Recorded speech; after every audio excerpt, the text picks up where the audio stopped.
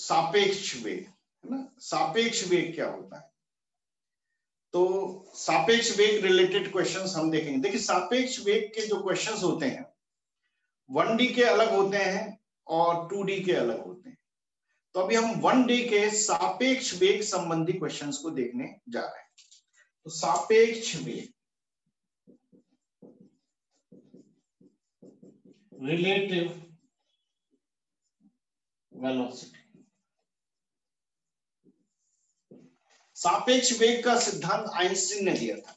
उन्होंने कहा था कि एक कोई वस्तु का जो हम वेग बोलते हैं वो वास्तव में सही वेग नहीं होता है।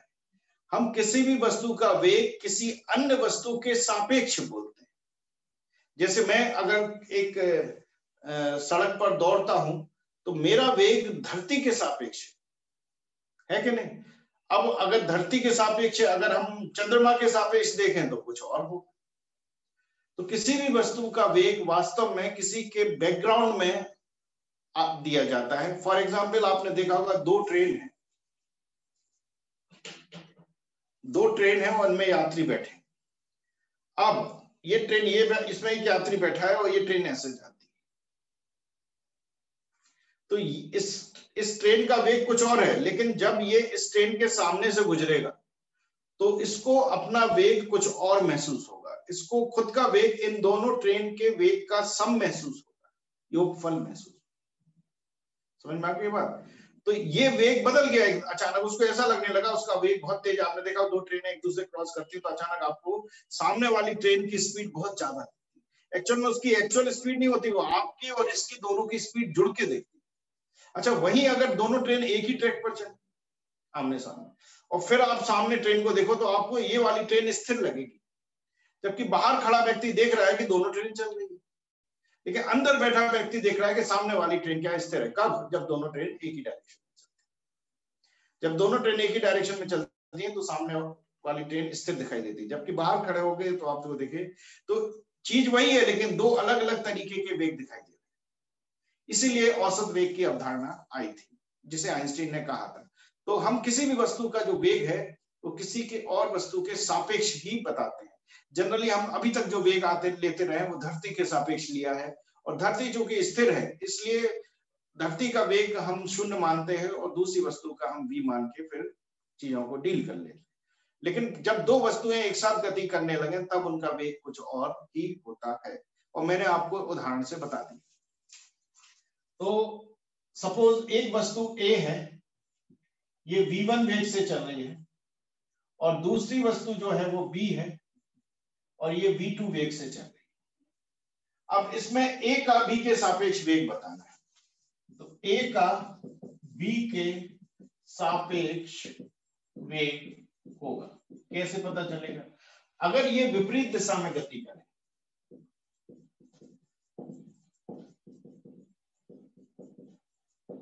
वस्तुएं जब विपरीत दिशा में गति करते हैं तो वेग जुड़ जाते हैं।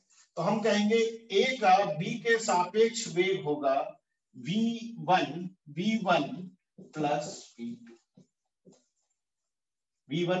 v2। हम क्यों ना इनको ट्रेन बना दें, एक ट्रेन ही बना देते।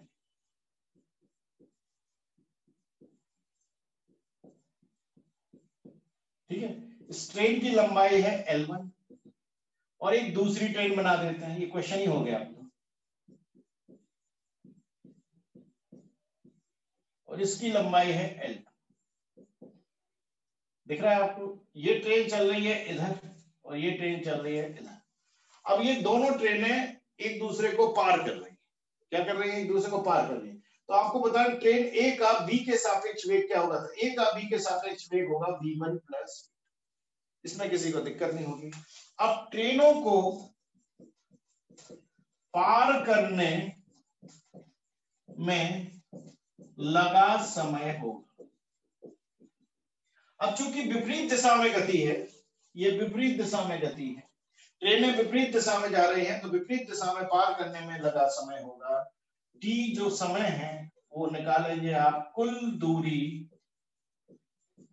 बटे सापेक्ष वेग, ऐसे निकालेंगे। अच्छा, क्यों सापेक्ष वेग क्यों आया? क्योंकि दोनों ट्रेनें एक दूसरे के क्रॉस एक दूसरे के खिलाफ, मतलब एक दूसरे के विपरीत दिशा में अलग अलग वेग से चल रही। तो अब आप पार करने में लगा समय चाहिए, तो आपने देखा ये दोनों ने मिलकर L1 प्लस L2 दूरी तय की है। तो ये इंजन, फिर इंजन और फिर ये डब्बा, तो दोनों ने मिलकर L1 प्लस L2 दूरी तय की है, लेकिन वेग कितना रहा है? तो इसमें वेग आएगा सापेक्ष, और जब विपरीत दिशा में है तो वेग जुड़ जाते हैं। तो इसका आंसर होगा L1 plus L2 upon V1 plus. इस तरह से आप इस टाइप के क्वेश्चन को कर सकते कि दो ट्रेन विपरीत दिशा में गतिमान है, तब ए का बी के सापेक्ष वेग होगा और ट्रेनों को पार करने में समय इतना लगेगा। मेरे ख्याल से ये बात क्लियर हो गई। अच्छा, अगर ये समान दिशा में गतिमान हो, यदि ट्रेन समान दिशा में गतिमान हो, तब अब समान दिशा में अगर गतिमान होंगे ट्रेनें, ये ए है और ये बी है, तब ए का बी के सापेक्ष वेग होगा। तो अब आपको क्या करना है, चूंकि विपरीत समान दिशा में है तो घट जाएगा वेग, आपको पता है वेग कम दिखेगा, तो आप लिखोगे V1 माइनस V2, ऐसे निकाल। क्लियर हो गया? अगर विपरीत दिशा में है तो प्लस कर दो सापेक्ष वेग को, और अगर समान दिशा में है तो ऐसे करें। और क्रॉस करने में कितना समय लगेगा? पार करने में लगा समय। अब ऑब्वियसली V1 ज्यादा होना चाहिए, नहीं तो पार कैसे करेगी, है ना? पार करने के लिए V1 ज्यादा होगा, तो यहां पर अब आपको L1 plus L2 upon V1 minus V2 का प्रयोग करें। तो ये वन डायमेंशनल मोशन में एक विमी गति का सापेक्ष वेग है ना? सापेक्ष वेग है वन डायमेंशनल मोशन, एक विमी गति का सापेक्ष वेग। ओके, ये थ्योरी आपको क्लियर हुई? एक न्यूमेरिकल भी लिख ही देता हूं। एक ट्रेन की लंबाई 120 मीटर है, यह 36 किलोमीटर पर आवर के वेग से गति करती है, तथा दूसरी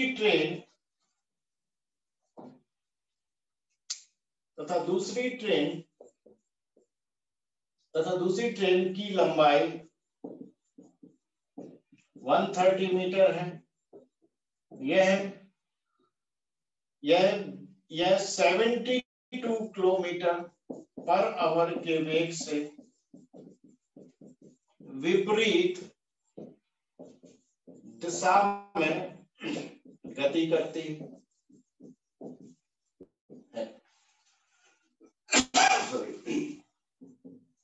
दोनों ट्रेनें एक दूसरे को कितने समय में पार करेंगे? अच्छा, समय भी सेकंड में देना, ये आपको सॉल्व करना। चलिए इसको लिख लें और इसको सॉल्व करके आंसर बताएं।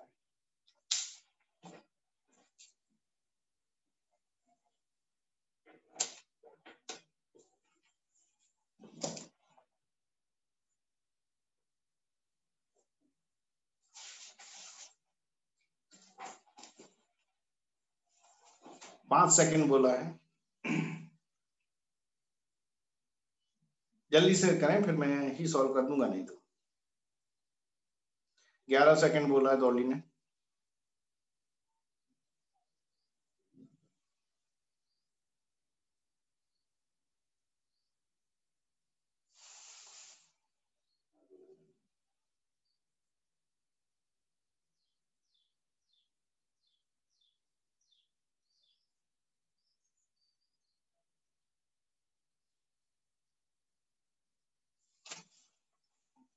चलिए अब मैं ही सॉल्व करता हूं।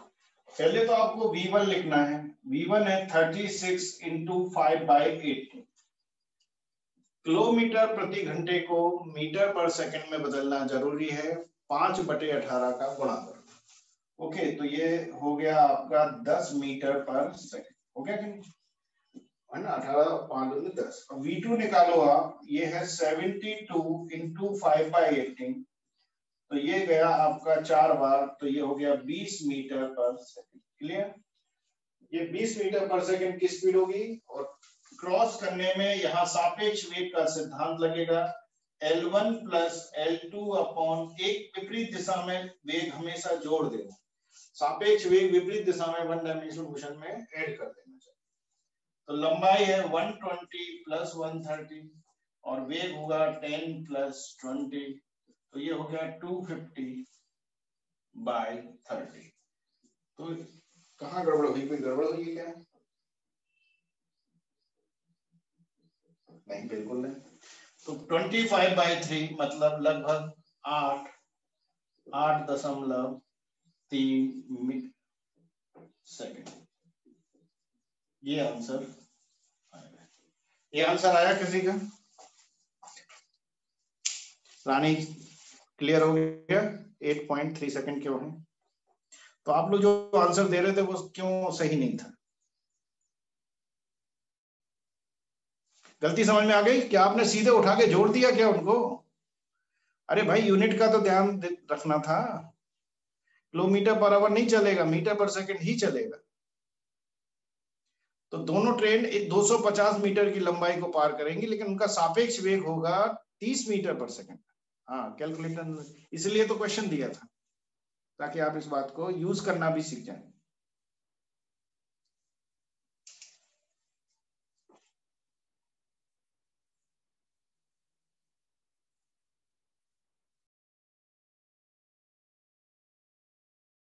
विपरीत दिशा में या एक दूसरे के एक ही दिशा में गति कर रही हैं, तो वो उनका सापेक्ष वेग क्या होगा और उन्हें एक दूसरे को क्रॉस करने में कितना समय लगेगा।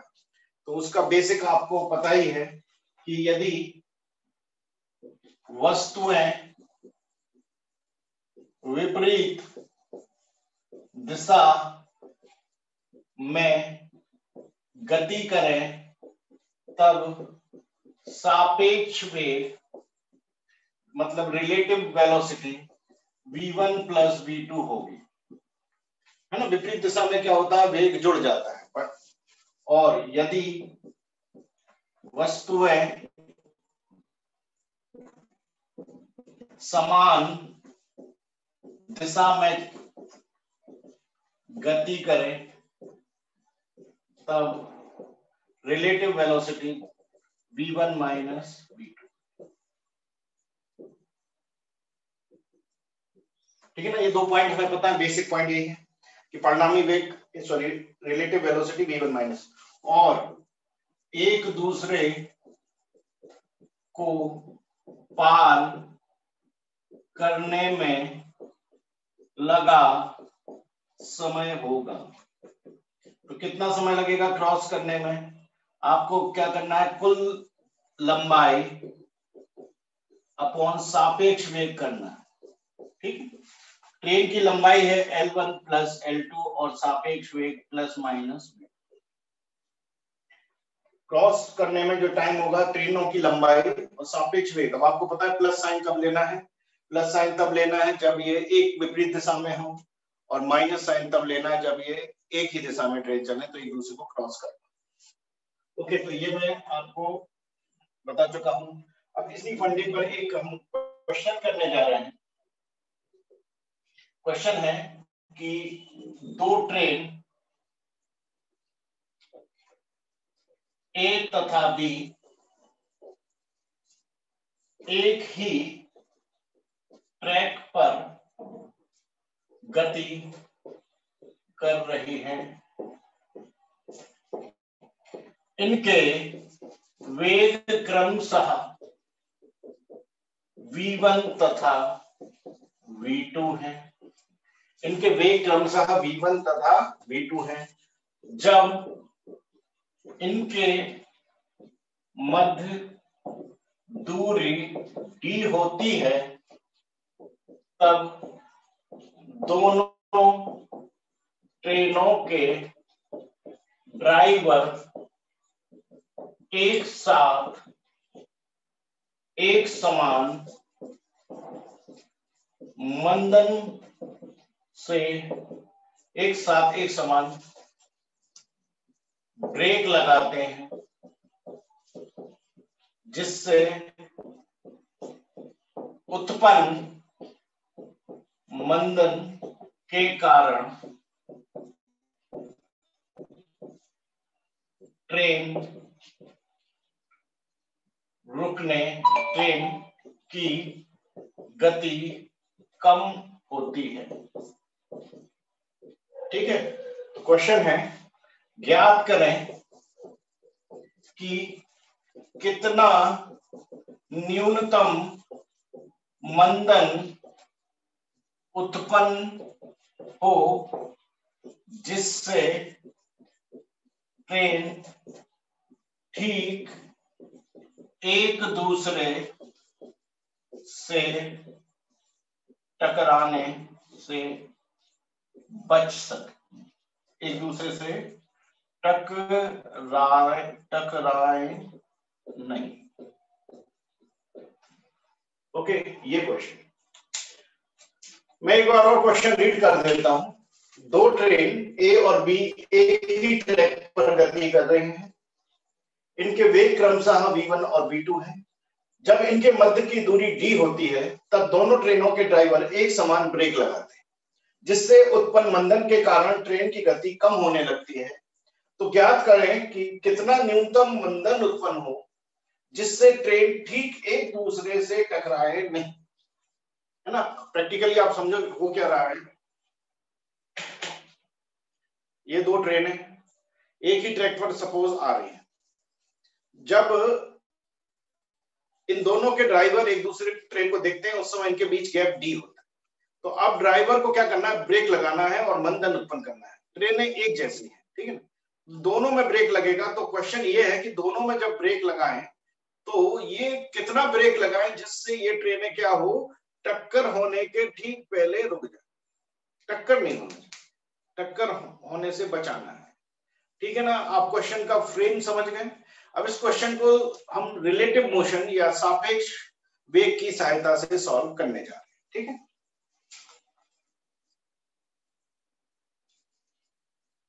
क्यों ना हम ये वाला हिस्सा हटा दें, इसको अब जरूरत नहीं है, रुक जाओ। चलो अच्छा रहेंगे, यही सॉल्व करें।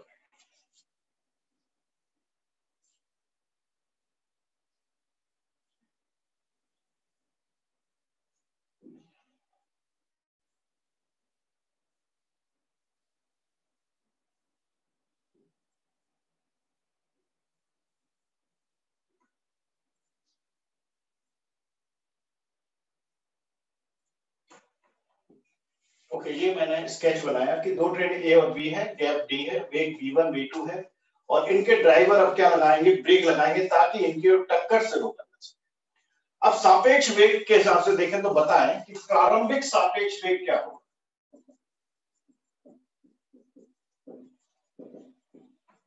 ये होगा v1 प्लस v2। प्रारंभिक सापेक्ष वेग v1 प्लस v2 क्यों होगा, क्योंकि ट्रेनें एक दूसरे के विपरीत दिशा में चल रही है। तो विपरीत दिशा के अनुसार सापेक्ष वेग क्या होगा, v1 प्लस v2। तो ये प्रारंभिक सापेक्ष वेग होगा। अब आप देखें ये दोनों ट्रेनों को एक दूसरे से टक्कर नहीं होने देना। तो टक्कर नहीं होने देना मतलब ये यहाँ पर पहुंच जाए सब, है ना, ये एक दूसरे को स्पर्श कर दी, टक्कर होने दी, जस्ट टक्कर होने दी। तो जस्ट टक्कर दी मतलब इनका क्या होना चाहिए, ये रुकना चाहिए, रुकेंगे नहीं तो टकरा जाए। और इस समय जो स्पीड है उसके द्वारा इन दोनों के द्वारा जो तय की गई दूरी होगी वो होगी d। मतलब ये सापेक्ष वेग से गैप जो d है इस d को तय करेंगे और इस d को तय करने पे ही ये रुकना चाहिए। अगर ये रुकेंगे नहीं तो इनमें टक्कर हो जाएगी। तो टक्कर से बचाने के लिए इनका अंतिम सापेक्ष वेग 0 होना चाहिए। क्लियर। अंतिम सापेक्ष वेग क्या होगा, 0, है ना। रुकना है भाई, नहीं रुकेंगे तो टक्कर आ जाएगी। अच्छा, तय की गई दूरी कितनी है, d, और मंदन जो है वो a। अब हमारे पास इतनी जानकारी है, प्रारंभिक वेग है, अंतिम वेग है, दूरी है और a निकालना है। आप बताएं कि कौन सा समीकरण यूज करें जिससे ये क्वेश्चन पूरा सॉल्व हो जाए। ये दोनों मिलकर d दूरी तय कर रही है। इन दोनों का पढ़ना कुल वेग ये है v1 + v2 इस दूरी को तय करने के लिए, और मंदन निकालना है और लास्ट में इसको बीच में सेंटर पर है ना, यहाँ कहीं रुकना है ना, अब यहाँ बीच में कहीं रुकना है, टक्कर नहीं होगी। तो हम इक्वेशन 3 का यूज करें क्योंकि यहाँ कहीं भी समय का मान नहीं है। तो इक्वेशन 3 के अनुसार समीकरण 3 कहता है ये ऐसा लगेगा, VR का स्क्वायर बराबर UR का स्क्वायर प्लस 2AS।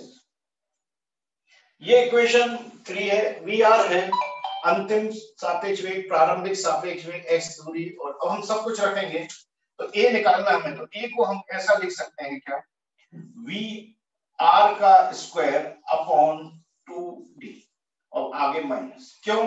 क्योंकि हम जानते हैं कि ये जो है UR जो है, एक सेकंड में इसको फिर से लिखूंगा, VR का स्क्वायर को हम लिख देते हैं 0 और इसको लिख देते हैं हम V1 + V2 का स्क्वायर और प्लस 2AD। अब हम a को लिखेंगे तो ये यहां आएगा माइनस में V1 + V2 का स्क्वायर अपॉन 2d। तो ये जो है माइनस साइन जो है ये मंदन बता रहा है। क्या बता रहा है? Minus sign. कौन बता रहा है? नेगेटिव साइन अपने आप आएगा। जब आप त्वरण या मंदन निकाले तो साइन साइन ना रखें, अपने आप आंसर ए का जो साइन है वो बताएगा कि ये त्वरण की घटना है या मंदन। त्वरण होगा तो प्लस साइन होगा और मंदन होगा तो अपने आप माइनस आएगा, जो कि इसमें आया है माइनस। तो मंदन होगा V1 + V2 का होल स्क्वायर बाय 2d। लेकिन मैं आपको बता दूं कि ये जो आंसर है इसमें ये d2d तय करके ट्रेनें रुक रही है। तो जब d दूरी तय करेगी तो ये ट्रेन एक दूसरे को स्पर्श कर लेगी। क्या कर लेगी? स्पर्श कर लेगी। तो स्पर्श कर लेगी तो टक्कर हो जाएगी और हमें टक्कर से बचाना है। इसलिए इसमें एक ट्रिक है, वो आपको ध्यान रखना है। इस मंदन से टक्कर होगी, इसलिए ये आंसर सही नहीं है। तो टक्कर से बचने के लिए a का मान इससे कम होना चाहिए, थोड़ा सा। a का मान थोड़ा सा कम होना चाहिए। क्लियर? अब इसलिए आंसर जो होगा, यहां लिख देता हूं आंसर, इसलिए a बराबर होगा, a की वैल्यू थोड़ा सा कम नहीं होना चाहिए बल्कि थोड़ा ज्यादा। अच्छा, कम क्यों? अरे भाई कम करेंगे तो ट्रेन तो फिर और तेज भागेगी और टक्कर हो जाएगी। आपको ज्यादा ब्रेक लगाना ताकि ये टकराने से थोड़ा पहले रुक जाए। तो जो ए आप निकाल रहे हो, इस आंसर जो होगा, ध्यान रखना है, जो आंसर होगा वो ये होगा। आंसर जो है इसमें ए का मान इससे थोड़ा ज्यादा होना चाहिए। क्यों होना चाहिए? जो भी थोड़ा सा ज्यादा आंसर है वो न्यूमेरिकली सही आंसर होगा, क्योंकि ज्यादा होगा थोड़ा सा मंदन तो ये टकराने के पहले रुक पाए।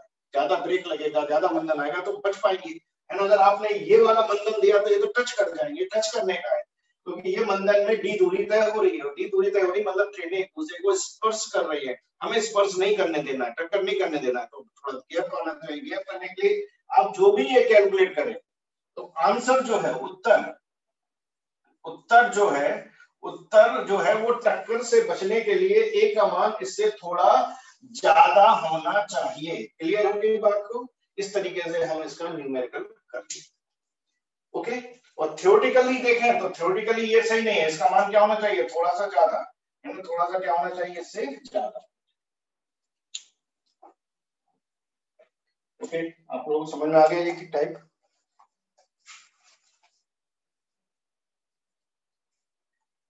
लिख लें। चलिए मैं एक बार और पूरा क्वेश्चन पढ़ता हूं। दो ट्रेन ए और बी एक ही ट्रैक पर गति कर रही है। इनके वेग क्रमशः v1 और v2 है।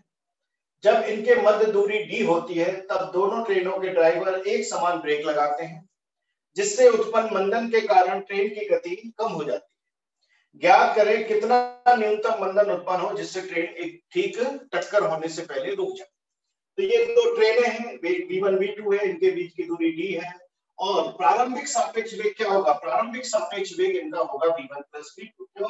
क्योंकि ये विपरीत दिशा में गतिमान। अच्छा, टक्कर के पहले रुकना है, मतलब अंतिम सापेक्ष वेग आप क्या लोगे? 0।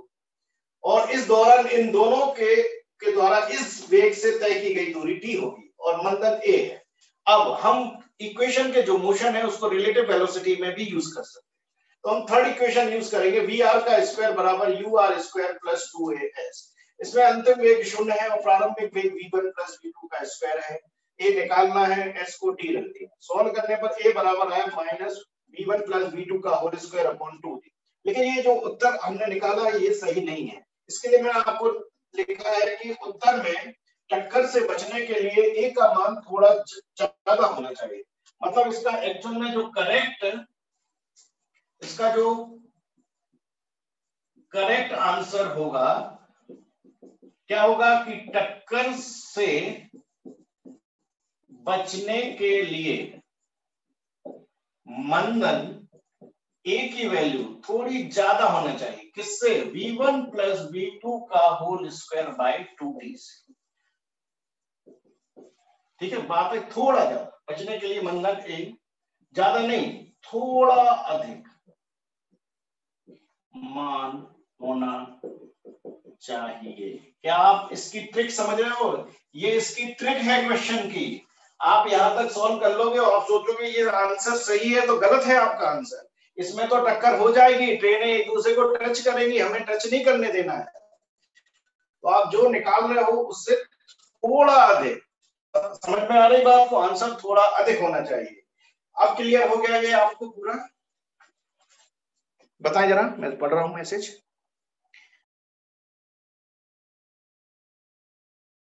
देखिए, इसका सॉल्यूशन यहां से चालू होगा। आप जानते हैं कि इस टाइप के क्वेश्चन में टक्कर से बचने के लिए a की वैल्यू इससे ज्यादा होना चाहिए। तो पहले तो आप a बराबर निकालो, ज्ञात करो। a बराबर v1 प्लस v2। v1 क्या है? अब यहाँ यूनिट का चक्कर आएगा, तो a निकालने के लिए पहले तो v1 लिखो आप। v1 है 36 इंटू 5/18, मतलब 10 मीटर पर सेकेंड। ये बदलो। फिर v2 90 इंटू 5/18, मतलब 25 मीटर पर सेकेंड। और d जो दिया है 2000 मीटर, ये ज्ञात करें नहीं है, ये है दिया है। ये आपको पहले तो मीटर पर सेकंड में बदलना था, क्योंकि आंसर जो है मीटर पर सेकंड स्क्वायर में, किलोमीटर पर आवर में नहीं है, इसलिए ये बदलना आपको जरूरी था। ठीक है, अब आप ज्ञात कर लें a की वैल्यू। a बराबर आप लिखें v1 है 10 प्लस 25 का स्क्वायर अपॉन 2 इंटू 2000। तो a बराबर हो जाएगा ये कितना? 35 इंटू 35 अपॉन 4000। अब हम इसको कैंसिल करें 5 से 7 बार, 5 से 800 बार, 5 से 7 बार, 5 से 160 बार, ऊपर आया 49/160। तो 49/160 अगर ये होता तो 50 होता तो 1/3। 1/3 कितना होता? 0.33, उससे थोड़ा कम। अगर आप इसको एग्जैक्ट कैलकुलेट करें 49/160, 49/160 अगर आप एग्जैक्ट कैलकुलेट करेंगे तो ये आएगा 0.30। ये आएगा 0.30। 49/60 जरा एग्जैक्ट कैलकुलेट करो, लगभग 0.30 आएगा। मतलब इस पर तो क्या हो जाएगी? टक्कर होगी। अतः टक्कर से बचने के लिए a का मान थोड़ा अधिक होना चाहिए। ये है फंडा। अब बात है थोड़ा अधिक होने की, बहुत ज्यादा अधिक होने की नहीं है। ऐसा नहीं कि ट्रेन बहुत पहले ही रुक जाए, भाई हमें टक्कर से बस बचानी है। तो आपको ये देखना है कि इस a से थोड़ा सा ज्यादा कौन सा आंसर, और वो दिख रहा है आपको 0.32। अतः आंसर 0.32 मीटर पर सेकेंड स्क्वायर होगा। ये इस क्वेश्चन की टेक्निक होती है। आप समझ गए ना इस बात को? जो ए निकलेगा उससे थोड़ा ज्यादा ए टिक लगाना है, बहुत ज्यादा ए नहीं, 0.35 नहीं लगाना है। 0.35 में तो ट्रेनें ज्यादा दूर रुक जाएंगी, हमें बस टक्कर से बचाना है। तो इस ए पे टक्कर हो जाएगी, एक दूसरे को टच करेंगे, लेकिन इससे थोड़ा ज्यादा जो ऑप्शन में दिया है वो है 0.32, तो वो सही आंसर होगा। और ये वाला मंथन जो है इनको टकराने से रोक, 0.35 पर ज्यादा दूर रुकेंगे, वो हमारा उद्देश्य नहीं, हमारा उद्देश्य है ठीक टक्कर से बचाना, है ना? उद्देश्य क्लियर हो गया आपको इसका उद्देश्य? ओके, आप इसको नोट कर लें, घर पे एक बार रिवाइज कर लेना।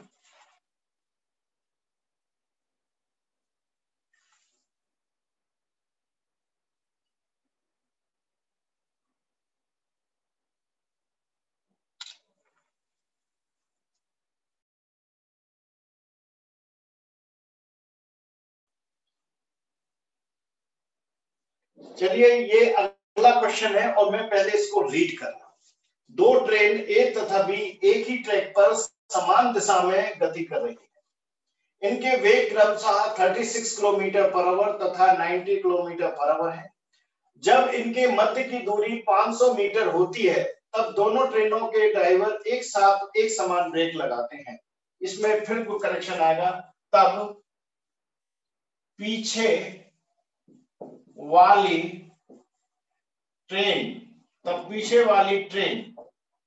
का ड्राइवर एक समान ब्रेक लगाता है। ये थोड़ा सा लैंग्वेज सही करना है।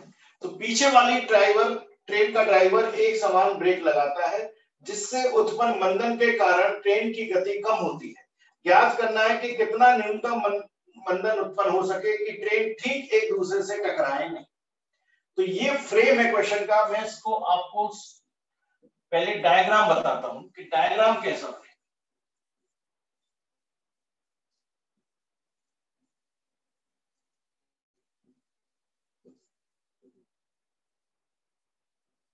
अच्छा, इसके लिए जरूरी है कि जो पहली ट्रेन है वो स्लो चले।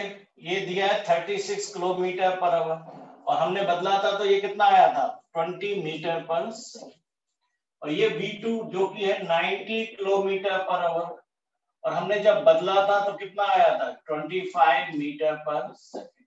और जो गैप है ये है 500 मीटर। ये ट्रेन हम ले लेते हैं ए और ये लेते हैं बी। इस टाइप का ये क्वेश्चन है। अब हो क्या रहा है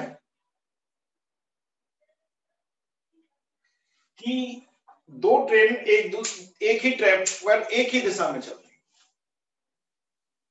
ये तो आपने जनरली प्रैक्टिकल लाइफ में भी देखा होगा। आपने देखा है कि जब आप कार से जा रहे होते हैं और सिंगल रोड है, मतलब उस पर दो वाहन नहीं निकल पा रहे, सपोज इस टाइप की रोड है और आगे एक ट्रक जाता हुआ अचानक ड्राइवर को दिखा, तो क्या करता है बताइए, है ना? अचानक ड्राइवर को ट्रक दिखा, अब ट्रक वाला तो ब्रेक लगाएगा नहीं, उसको क्या जरूरत, वो तो अपना चला जा रहा है। ट्रक वाले को ब्रेक नहीं लगाना, वो तो चल रहा है। अब जो भी करना है वो पीछे वाले वाहन को करना पड़ता है। तो पीछे वाला कैलकुलेट करता है फटाक से इतनी की दूरी है और मुझे इससे टक्कर नहीं करने देना है और रोकना भी है क्योंकि बगल में जगह नहीं है निकलने के लिए। तो वो तेजी से जो आ रहा है, स्पीड से आ रहा है और ट्रक वाला जा रहा है, तो ये वाला ड्राइवर अपने कैलकुलेशन के हिसाब से ब्रेक लगाता है और इस प्रकार से ब्रेक लगाता है कि चलते हुए ट्रक के ठीक पीछे आ जाता है। ब्रेक लगा के चलते हुए ट्रक के ठीक पीछे आ जाता है और इस प्रकार से ट्रक के साथ चलने लगता है और ट्रक के साथ वो चलने लगता है और फिर जब उसको साइड मिलती है तो बगल से निकल जाता है। अब आप इस पूरी घटना में ध्यान से देखें तो पहले प्रारंभिक वेग क्या है, प्रारंभिक वेग सापेक्ष वेग क्या है। जब ये ड्राइवर इसको देखता है तो हम कहेंगे कि इस केस में प्रारंभिक सापेक्ष वेग अगर ये ज्यादा है तो V2 माइनस V1 हो। इसमें किसी को प्रॉब्लम नहीं होना चाहिए। भाई क्यों है सापेक्ष वेग V2 माइनस V1? वो इसलिए है क्योंकि दोनों एक ही दिशा में जा रहे हैं, एक ही दिशा में सापेक्ष वेग इसका और इनका सापेक्ष वेग क्या है, कम होता है। मतलब जो बीच का गैप है वो किस वेग से ट्रेवल होगा, V2 माइनस V1।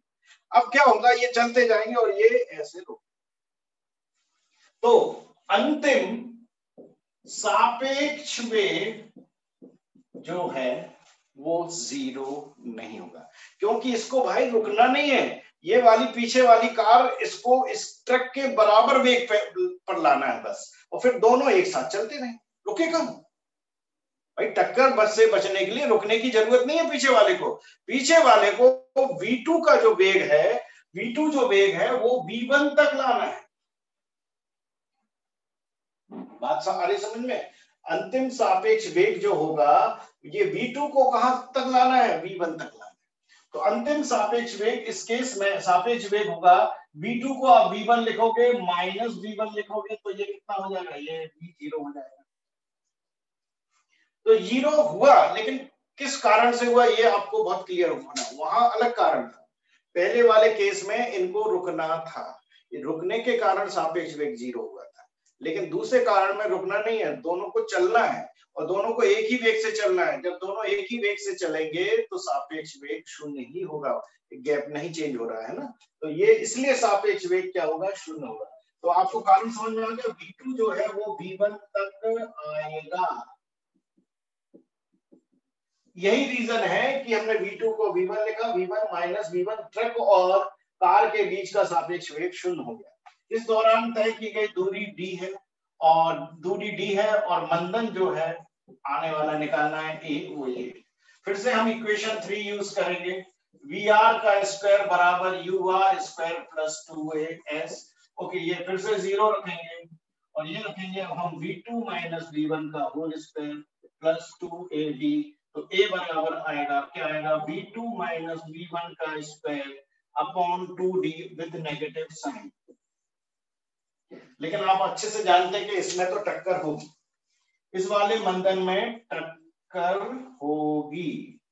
तो फिर आंसर होगा क्या, आंसर होगा क्या होगा, आंसर होगा A की वैल्यू थोड़ी ज्यादा रखो, थोड़ी ज्यादा रखो, किससे, V2 माइनस V1 का होल स्क्वायर अपॉन 2D से, थोड़ा अधिक। किसके लिए, टक्कर नहीं होगी यदि। क्लियर हो गया आपको, इसकी थ्योरी क्लियर हो गई। अब आपको थ्योरी क्लियर हो गई तो आप इसका न्यूमेरिकल अब कर सकते हैं।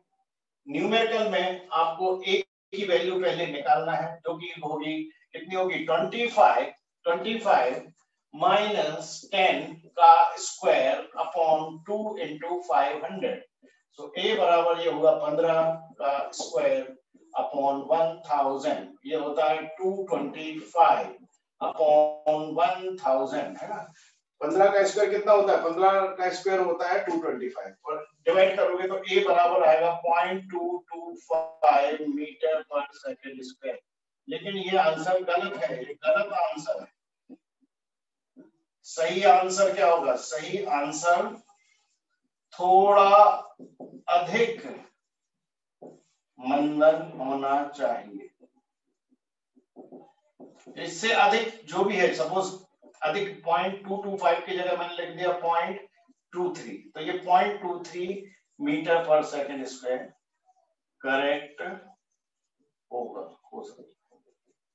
सपोज ऑप्शन में 0.225 से थोड़ा ज्यादा जो भी हो, सपोज ये है, अगर 2.24 है और 0.23 भी है तब भी 0.23 ही सही होगा।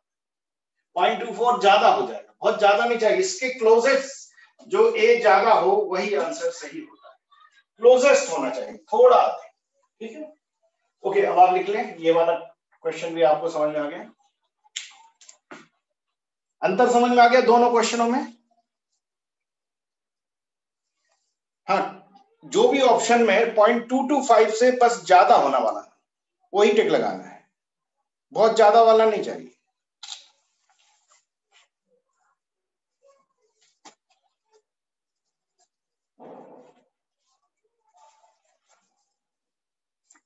ओके, जल्दी से डन करें।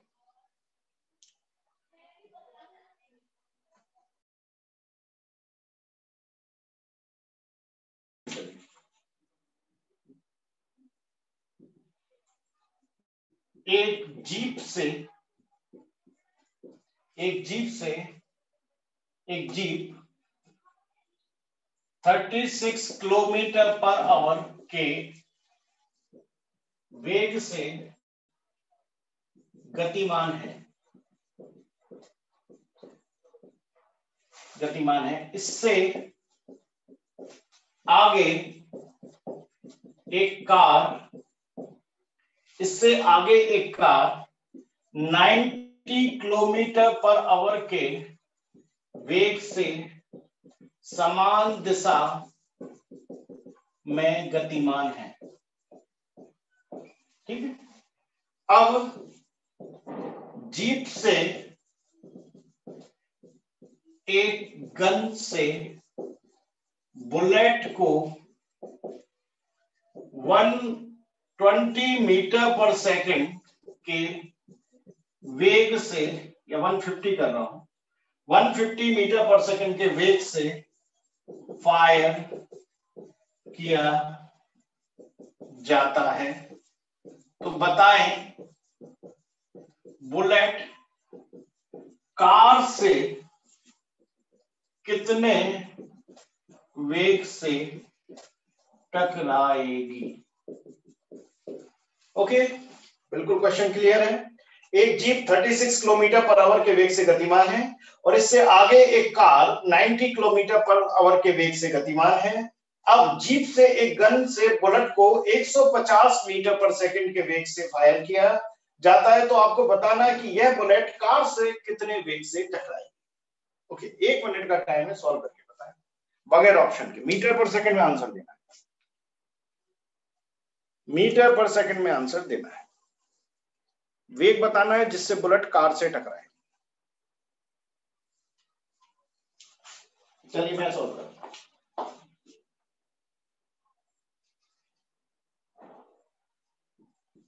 यह है जीप, इस पर एक गन लगा देते हैं जिसको एक आदमी चला रहा है। ठीक है, तो स्केचिंग से समझ में आता क्या हुआ है। अब आगे एक कार बना दो,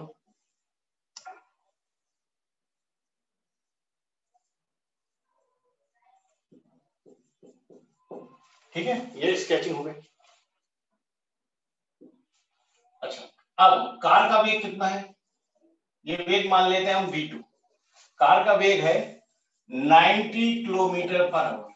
याद रखना, जब भी क्वेश्चन करो ना, सारा जो मात्रक है वो एक ही सिस्टम में चाहिए होता है। ऐसा नहीं कि 1 किलोमीटर पर आवर में रख रहे हैं और एक आप मीटर पर सेकंड में, ये नहीं चलेगा। सभी मीटर पर सेकंड में या सभी किलोमीटर पर आवर।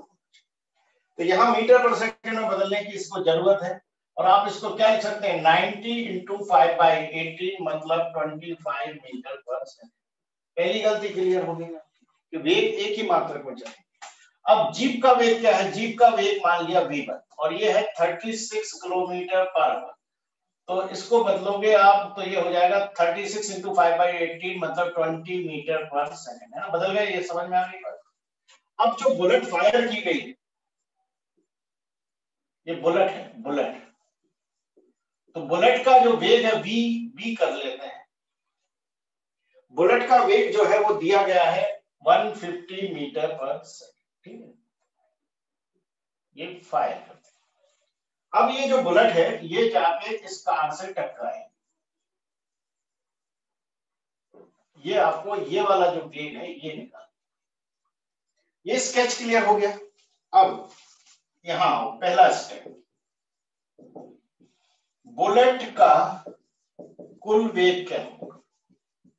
एक प्रॉपर्टी ध्यान रखना, किसी गतिमान वस्तु से अगर कोई वस्तु छोड़ी जाती है, समझ गए बात को, तो कुल वेग दोनों वस्तुओं के योगफल के बराबर होगा। ये जीप ऑलरेडी चल रही है 20 से और फिर आपने बुलेट को फायर किया 150 से, तो बुलेट की स्पीड 150 नहीं होगी। जो गोली है उसकी वेग 150 नहीं होगा, उसमें जीप का वेग जुड़ेगा। इसलिए आपको लिखना पड़ेगा v1 प्लस ये होगा बुलेट का कुल वेग। कुल वेग किसका? वो भी बुलेट का। तो v1 कितना है? v1 है 20 और ये 150, इसलिए ये हुआ 170 मीटर पर सेकंड। बुलेट का वेग वास्तव में 150 नहीं है, इसमें आपको जीप का वेग भी जोड़ना है ना। एक्चुअल में आप खुद प्रैक्टिकल समझें। आप एक ट्रक पर हैं, फिर आप आगे एक गेंद फेंकें, तो जमीन पर खड़े व्यक्ति को क्या जो आपने स्पीड से गेंद फेंकी वो दिखेगा? नहीं। जमीन पर खड़े हुए व्यक्ति को जो जिस स्पीड से आप बॉल फेंक रहे हो प्लस जो ट्रक की स्पीड है, वो दोनों ऐड होकर दिखेगी बॉल की स्पीड। ओके, अब ये पहला स्टेप हो गया। अब स्टेप 2 में क्या होगा, कार आगे चल रही है और बुलेट कहां आ रही है, पीछे। अब आप देख रहे हैं कि बुलेट और कार एक ही वेग से चल रहे हैं, तो जब ये एक ही वेग से टकराएंगे तो तब इनका वेग क्या होगा, बताएं जरा, क्या होगा, घटेगा या बढ़ेगा? ऑब्वियसली आपको इसके वेग से इसके वेग को घटाना पड़ेगा। तो बुलेट कार से निम्न वेग से टकराएगी। अब ये आपको लॉजिक लगाना है कि कार जा रही है आगे और बुलेट आ रही है पीछे। अगर ये कार स्थिर होती तो ये बुलेट टकराती 170 मीटर पर सेकंड से, लेकिन कार आगे जा रही है तो बुलेट उतनी स्पीड से नहीं टकरा पाएगी। ये कितनी स्पीड से टकराएगी आप बता सकते हैं? बुलेट 170 से न टकरा के 170 माइनस 25 कार की स्पीड को माइनस करना पड़ेगा और ये हो जाएगा 145 मीटर पर सेकंड, 145 मीटर पर सेकंड। और यही इसका क्या है। अब चाहे आप ये बताएं कि अगर कार विपरीत दिशा में आ रही होती तब क्या आंसर होता? तो ऑब्वियसली अब बुलेट जा रही है 170 से और कार आ रही है विपरीत दिशा में, तो आपको फिर प्लस करना पड़ता है और ये आंसर 195 मीटर पर सेकंड। क्लियर हो गई बात को? तो इस टाइप के क्वेश्चन को ऐसे सॉल्व करना चाहिए।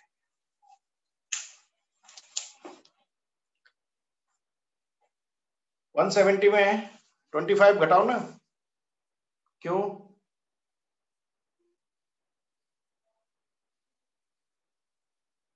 V1 10 है क्या? अच्छा V1 10 है, ओके तो फिर ठीक है। मैं फिर से देख रहा हूं, ये V1 कितना कह रहे हो आप? 10 है, ठीक है, इसको 10 कर देते हैं, ये गलती हुई थी अपन से। तो एक काम करो ना, V1 क्यों 10 कर रहे हो? यहां आप एक काम करें, तब V1 10 कर। ओके, तो ये थोड़ी सी देखो, जब मैं सॉल्व करता हूँ ना तो गलती नहीं होती, जब मैं डायरेक्ट लिखने की कोशिश करता हूँ तभी मुझसे कभी कभार गलती होती है। तो मैंने 36 को डायरेक्ट लिखने की कोशिश की तो मन में कैलकुलेशन में 20 आ गया। अगर मैं 5/18 का मल्टीप्लाई करता तो गलती नहीं होती है ना। एक एक स्टेप क्या लिखना चाहिए और करना चाहिए। अब 10 मीटर पर सेकेंड हो गया है ना, 10 मीटर पर सेकेंड हो गया, तो बुलेट का कुल वेग हो जाएगा 10 प्लस 150, ये हो जाएगा 160। ओके, बुलेट कार से निम्न वेग से टकराएगी तो आपको 160 में से 25 माइनस करना है, तो 135 मीटर पर सेकंड इसका सही आंसर। क्लियर? हाँ, बस यही चेक कर पाते हो तुम लोग कि कहां 10 लिखा कहां 20 लिखा।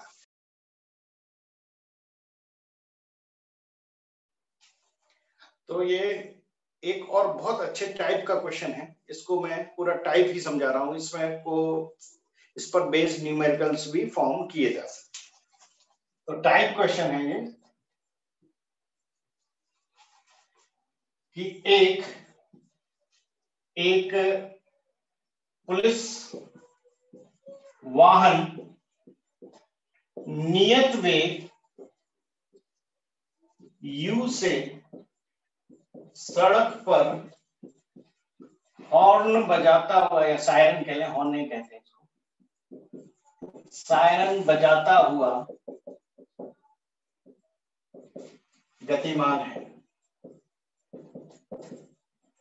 ठीक है, एक पुलिस वाहन नियत वेग U से सड़क पर सायरन बजाता हुआ गतिमान है, तब उससे D दूरी पर स्थित एक कार अचानक स्थिर अवस्था से A त्वरण से गति आरंभ करती है। ठीक है ना, स्थिर अवस्था से गति आरंभ करती है। तो ज्ञात करें नंबर 1, कितने समय पश्चात जीप कार को ओवरटेक करेगी, ऐसा कह लें कि जीप कार को पकड़ लेगी। नंबर 2,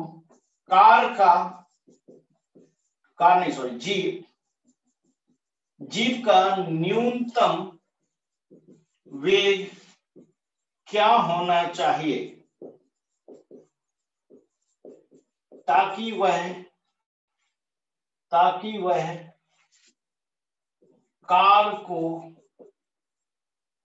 ओवरटेक कर सके। ओके, ये एक टाइप है और मैं इसको सॉल्व करता हूं। सबसे पहले तो इस घटना का स्केच बनाएंगे। जीप बना लो भाई, सायरन भी लगा दो इसमें। ये लग गया सायरन, ये है ड्राइवर, ठीक है जी। अब एक कार है आगे,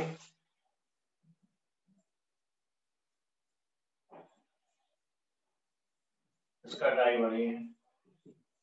ऑब्वियसली कार में कोई असामाजिक तत्व होगा, कोई चोर या डॉन होंगे। तो कार क्या हुआ, उसने जीप को देखकर, पुलिस की जीप को देखकर कार को भगाना चाहती। अच्छा, प्रारंभिक वेग 0 है और ए इसका नियत त्वरण है कि यहां जाके जीप और कार दोनों मिलते हैं, यहां ओवरटेक होता है सपोज। तो कार कितना चलेगी, माना कि कार ने एस दूरी तय की, राइट। जब ओवरटेक हुआ तो कार ने कितनी दूरी तय की, एस दूरी तय की। लेकिन जीप को कितनी दूरी तय करना पड़ेगी, जीप को एस प्लस डी ये दूरी तय करना है। क्या आप इस बात को समझ पाए? माना कि जीप कार को टी समय पश्चात ओवरटेक करती है। अच्छा, ये कोई क्वेश्चन ऐसा नहीं है, ये प्रैक्टिकल क्वेश्चन है। ऐसा प्रैक्टिकल आपने फिल्मों में देखा होगा। तो बिल्कुल वो घटना है जिसको हम कैलकुलेट कर रहे हैं। तो जीप कार को टी समय में ओवरटेक करती है, तब जीप द्वारा तय की गई दूरी कितनी होगी बता सकते हैं आप? जीप द्वारा तय की गई दूरी डी, भाई ये डी तो है ही, जो गैप था ना डी, ये डी तो तय करना ही है, और प्लस कार कितना और चल गई है, एस। तो डी प्लस एस होगी, जहां एस कार द्वारा टी समय में चली गई दूरी है। बात समझ में आ रही है आपको कि जीप द्वारा तय की गई दूरी डी प्लस एस होनी चाहिए, और एस जो है वो कार द्वारा चली गई दूरी है। तो एस बराबर आप लिखेंगे हाफ ए टी स्क्वायर। ये एक इक्वेशन होगी, ठीक है ना। तो एस बराबर क्या हो गया, हाफ ए टी स्क्वायर, और जीप द्वारा तय की गई दूरी कितनी हो गई है। अब हमें इसमें समय निकालना है। क्या निकालना है हमको, समय। तो हम समय निकालने के लिए क्या करेंगे, जीप द्वारा टी समय में चली गई दूरी होगी, कितनी दूरी होगी, यूटी। अब कहोगे आप क्यों लिखा यूटी, और ये होगा एस प्लस डी के बराबर, या इसको डी प्लस एस लिखेंगे।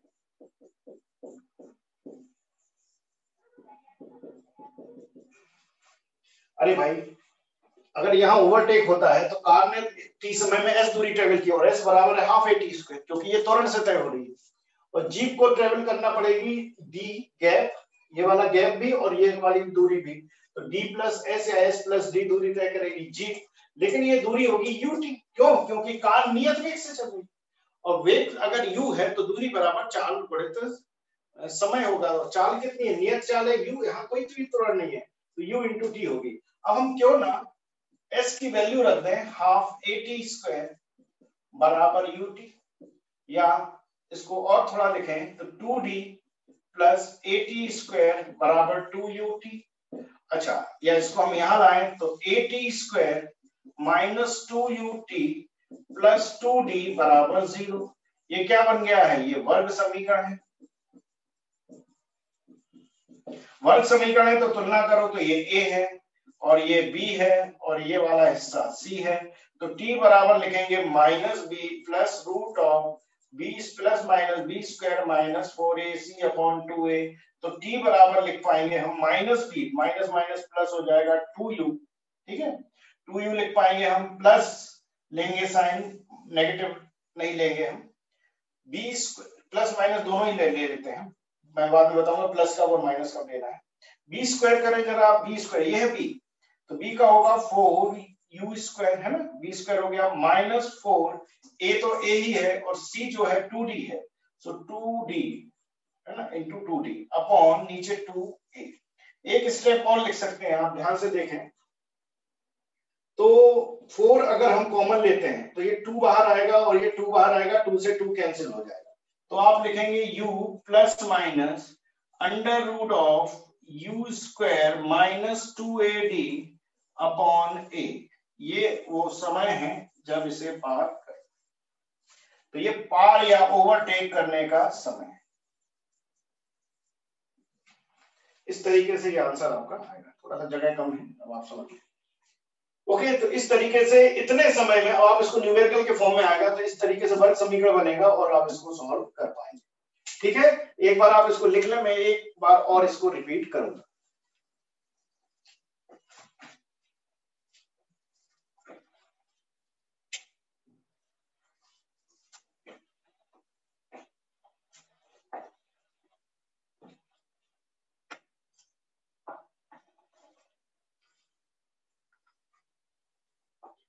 इस केस को आप पहले तो मैं पूरा पढ़ूंगा और फिर इसको मैं एंड तक समझाऊंगा।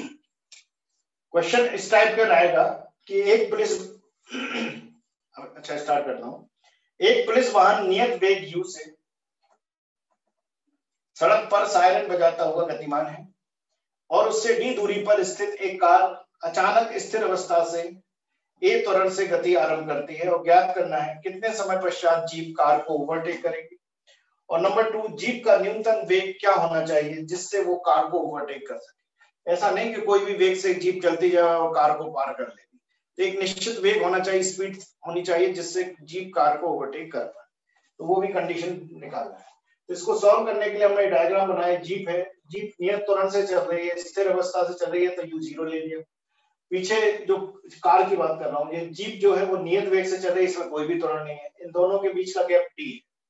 अब हम माना कि ये जो जीप है ये कार को t समय में ओवरटेक करती है, ठीक है। अब t समय में कार क्या होगा, आगे बढ़ जाएगी, कितना आगे बढ़ जाएगी, s दूरी, तो वो s क्या लिखोगे आप, हाफ at, क्यों, क्योंकि u0 है और त्वरण वाली गति है, तो आप ये अच्छे से लिखना जानते हो कि समय कार द्वारा चली गई दूरी होगी हाफ at। अच्छा, इसी दौरान जीप कितनी दूरी तय करेगी, तो आपको डायग्राम में क्लियर दिख रहा है कि जीप को t समय में ये गैप भी कवर करना है और कार जितना आगे चली गई वो भी कवर करना है।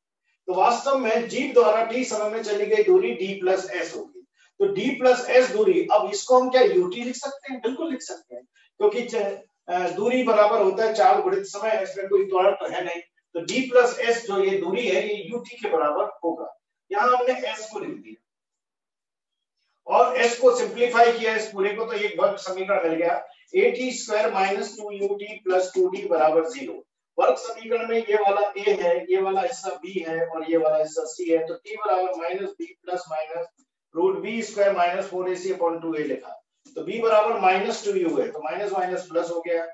ओके, और अंडर रूट b स्क्वायर करोगे तो 4u स्क्वायर आएगा, फिर हम 4a को a ही लिखेंगे, त्वरण है, और c को लिखेंगे 2d, तो ये 8ad आएगा। अब यहाँ से हम क्या करना है, 4 को बाहर निकाल रहे हैं, 4 को बाहर निकालेंगे 2 कॉमन लेके 2 से 2 कैंसिल होगा, और ये जो समय है ये आएगा u plus minus root of u square minus 2ad upon a। ये वो समय है जब ये जीप कार को ओवरटेक करेगी। उम्मीद है अब आपको बिल्कुल क्लियर हो गया। हो गया?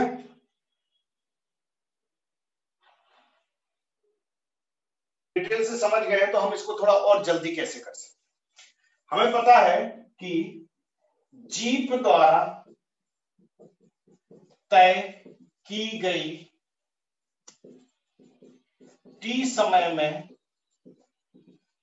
दूरी होगी, ठीक है, और t क्या है, t है ओवरटेक में लगा समय। ओके, ये t है और कितनी दूरी तय करेगी? जीप दूरी तय करेगी d प्लस s, ये दूरी तय करेगी d प्लस s। d क्या है? गैप है, और s क्या है? कार की दूरी।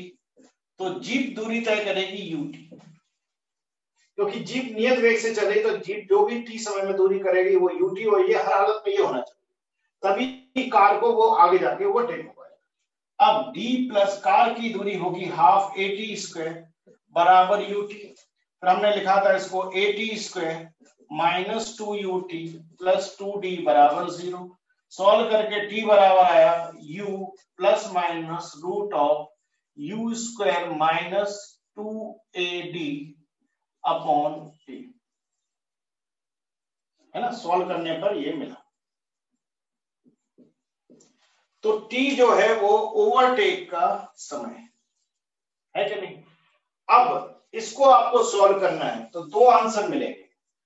t अगर नेगेटिव आए तो वह संभव नहीं, तो t क्या होना चाहिए? पॉजिटिव होना चाहिए। अब आपको प्लस माइनस दोनों लेना है। पहले माइनस वाला लेना है, पहले क्या लेना है? माइनस वाला। अगर माइनस साइन लिया आपने, माइनस साइन लिया और t नेगेटिव आ गया, तो ये समय कभी भी ऋणात्मक नहीं होता है, इसलिए फिर आपको क्या करना पड़ेगा? पॉजिटिव साइन लेना। तो देखना पड़ेगा, अगर माइनस साइन से t पॉजिटिव आ जाए तो फिर वही आंसर सही है, लेकिन अगर t नेगेटिव आए तो फिर इन दोनों में से अगर माइनस साइन लेने पर t नेगेटिव आ रहा तो वो सही है, तो आपको प्लस साइन लेके सॉल्व करना। क्लियर है? ये प्लस माइनस का फंडा है, आपको दोनों साइन लेके करना पड़ता है, लेकिन अगर नेगेटिव आ जाए t तो फिर वो संभव नहीं। हाँ, माइनस लेने पर भी पॉजिटिव आए तो फिर वो आंसर होता है। अच्छा, तो फिर दो आंसर संभव होंगे, तो माइनस पर भी पॉजिटिव आ गया, प्लस पर भी पॉजिटिव आया, तो इसका मतलब ये होता है कि पहले जीप ने ओवरटेक किया, फिर जीप आगे निकल गई और फिर कार ओवरटेक। दो बार ओवरटेक होता है। अगर दोनों आंसर प्लस हो, माइनस साइन और प्लस साइन लेने पर t1 t2 दो सही आंसर, दो प्लस आंसर आए, तो इसका मतलब दो ओवरटेक हुए। पहले जीप ने ओवरटेक किया, फिर कार ने ओवरटेक किया। ओके, जब क्वेश्चन इस टाइप का है तो आप समझ जाना कि वो क्या कहना चाह रहे हैं। अब हमें ये देखना है कि u का वेग क्या होगा, u का मान क्या होगा कि जिससे इसे ओवरटेक कर सके। और आपको पता है t की वैल्यू रियल तब होगी जब ये रूट के अंदर नेगेटिव ना हो। यहां देख रहे हैं ना, रूट के अंदर माइनस नहीं होना चाहिए। तो हम इसको लिखेंगे आंसर 2 के लिए कि t का मान रियल होगा यदि, अच्छा रियल का मतलब है कि वास्तव में ये घटना तभी हो पाएगी जब ये रूट के अंदर u स्क्वायर माइनस 2ad कम से कम 0 होना चाहिए। भाई ये नेगेटिव नहीं होना चाहिए, कम से कम 0 पॉजिटिव है तो कोई दिक्कत नहीं, फिर तो सॉल्व हो ही जाएगा। लेकिन अगर ये समीकरण सत्य तभी होगा जी कम से कम u square minus 2ad root के अंदर की वैल्यू कम से कम 0 पॉजिटिव है, कोई दिक्कत नहीं, लेकिन नेगेटिव किसी हालत में। ओके, तो हमने लिखा u स्क्वायर माइनस 2ad, और अच्छे से लिखें तो ये वैल्यू या तो ज्यादा हो या बराबर, मतलब u स्क्वायर ज्यादा हो या बराबर हो किससे? 2ad से। इसको हम यहां ले गए, या u की वैल्यू ज्यादा हो बराबर हो अंडर रूट 2। ये जीप का वेग है और ये कार का त्वरण है और ये d दूरी थी और ये शर्त है, ये कंडीशन है। क्या किसकी कंडीशन है? ये वो कंडीशन है जब जीप कार को पकड़ पाएगी। तो ये अच्छा, अगर न्यूनतम मिनिमम चाहिए, मिनिमम न्यूनतम, तो न्यूनतम वेग होगा 2ad का। ये शर्त है कि जीप का वेग हर हालत में 2ad से तो ज्यादा चाहिए, और न्यूनतम वेग पूछे तो फिर ये बराबर लगा दो आप, अंडर रूट 2ad होगा। ओके, तो आंसर 2 भी आप क्लियर कर लिए, फर्स्ट आंसर भी आप क्लियर कर लिए। ये हमारा आंसर 1 आया है और ये हमारा आंसर 2 आ गया। नोट कर ले, इधर भी मैं अंतर कर देता हूं।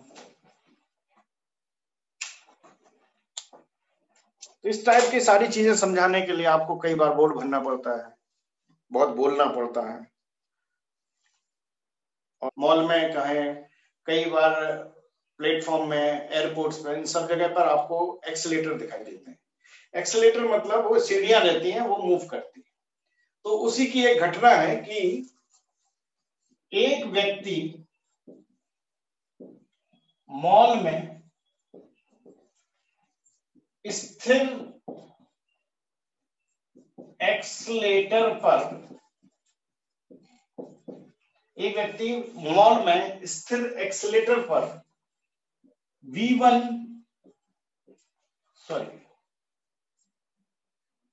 स्थिर एक्सेलेरेटर पर चढ़ते हुए t1 समय में ऊपर जाता है, ठीक है। और दूसरी बार वह चलते हुए एक्सेलेरेटर पर स्थिर रहकर t2 समय में ऊपर जाता है, ठीक है ना। यदि वह गति करते हुए एक्सेलेरेटर पर दौड़ता हुआ चढ़े तो वह कितने समय में ऊपर पहुंचेगा? ऑप्शंस हैं t1 plus t2 under root t1 square plus t2 square, t1 t2 upon t1 plus t2, t1 t2 upon under root t2 minus t। इस टाइप से ऑप्शन है। जरा आप क्वेश्चन पढ़ें और सॉल्व करने की कोशिश करें।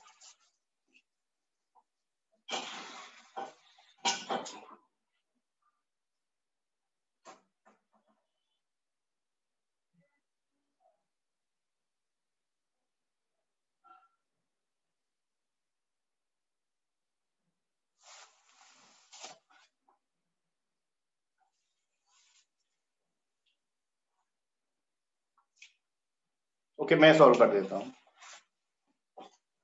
क्वेश्चन है, एक व्यक्ति मॉल में स्थिर एक्सेलेरेटर पर चढ़ते हुए t1 समय में ऊपर पहुंचता है, मतलब किसी मंजिल में पहुंचना है और आप समझे कि एक्सेलेरेटर बंद है और वो दौड़ता हुआ t1 समय में चढ़ जाता है। और दूसरी बार वह चलते हुए एक्सेलेरेटर पर स्थिर रहकर t2 समय में ऊपर जाता है, और जब वो दूसरी बार देखता है तो एक्सेलेरेटर चल रहा होता है तो उस पर स्थिर रहकर t2 समय में पहुंच जाता है।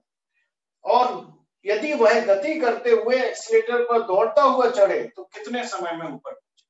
मतलब एक्सेलेरेटर भी चढ़ रहा है और वो भी दौड़ रहा है, इस अवस्था में वो कितना टाइम लगाएगा ऊपर मंजिल तक पहुंचे? ये क्वेश्चन है। क्लियर? तो फिर से मैं इसका स्केच ही बनाऊंगा, आपको पता है स्केच बनाना पसंद करता हूं।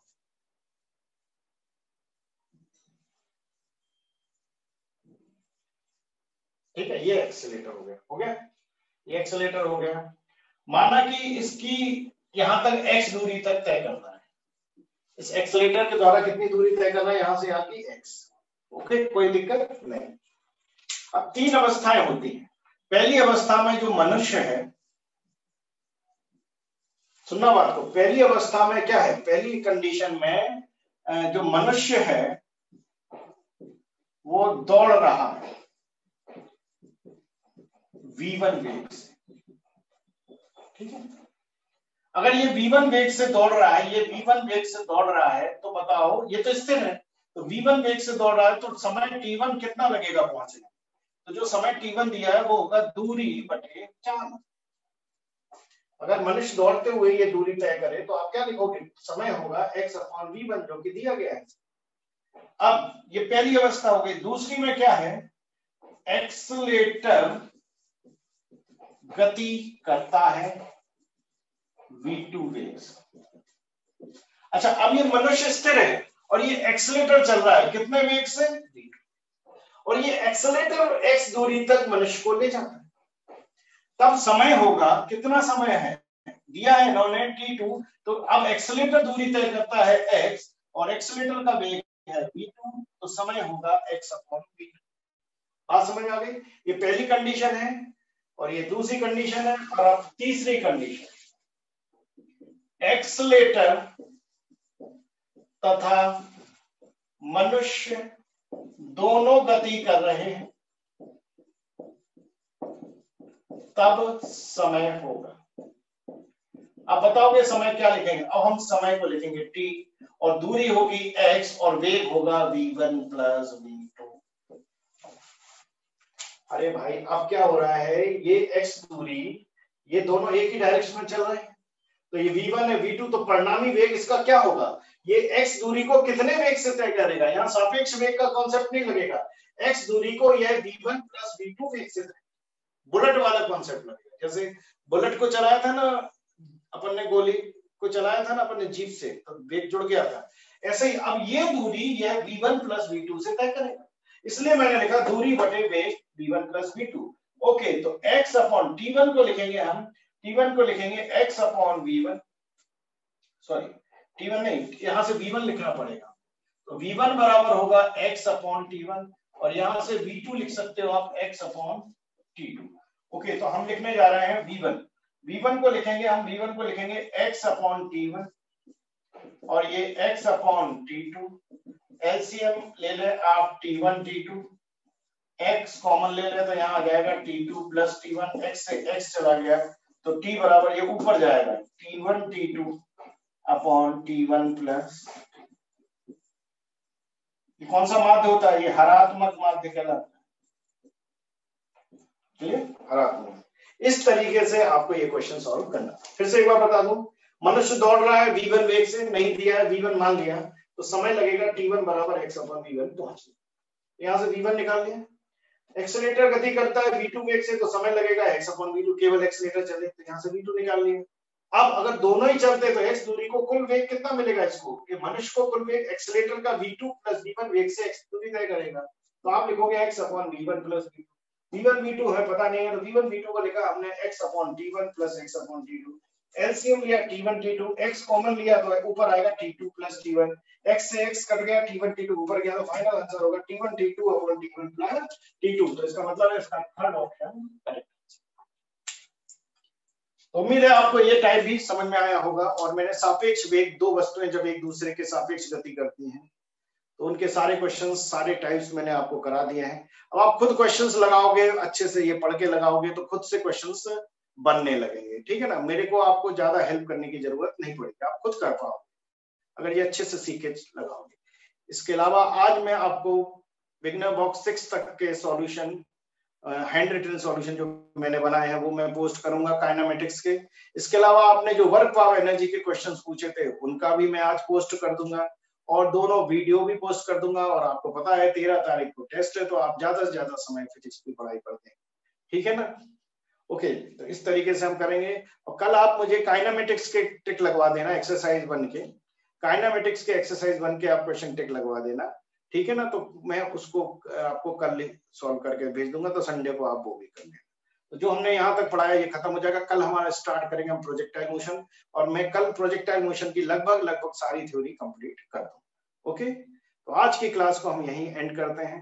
उम्मीद है आपको बड़ा मजा आया होगा पढ़ने में, है ना। जो प्रैक्टिकल हम लाइव जीते हैं उनको फिजिक्स से कैलकुलेट कर रहे हैं हर चीज को, तो आपने एंजॉय किया होगा। इसको रिवाइज कर लें, पीडीएफ और वीडियो मैं शेयर कर दूं। Thank you very much.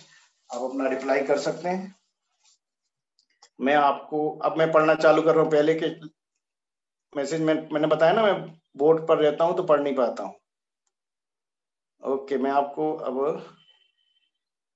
Allow कर रहा हूँ म्यूट करने के लिए। अब आपको कुछ, किसी को कुछ बोलना है तो बोल दो। ये रिकॉर्डिंग ऑफ करें।